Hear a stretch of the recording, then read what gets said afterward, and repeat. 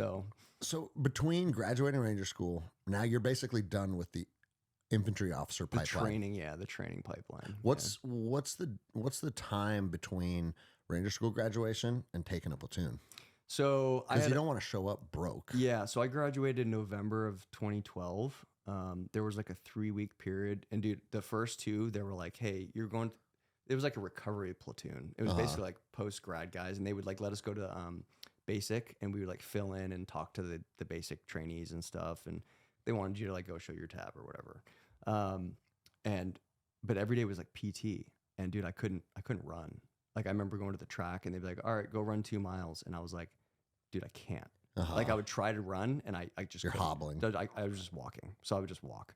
So those first 3 weeks, I was basically just recovering. I was eating, sleeping, and like walking. And then I got to my unit in December of 2012. Same thing. Showed up. There's a bunch of other officers who were already there waiting for platoons. I showed up with 8 other officers. I was the only one with a tab. It was like in processing day, and they were like, "You're going to Delta Company." And dude, I was in the platoon a week or 2 weeks later. Okay. And they were coming back from Afghanistan.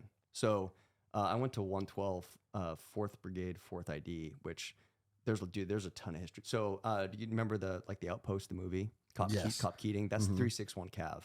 So that was my brigade. So our little footprint, we had like each building had its own battalion, and it was 112 infantry, 212, and 361 Cav.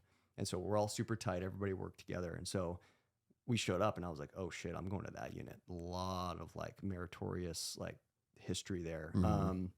That lieutenant who ended up winning the Medal of Honor, I forget who it was. I'm blanking on his name, but anyway, he came from that same unit.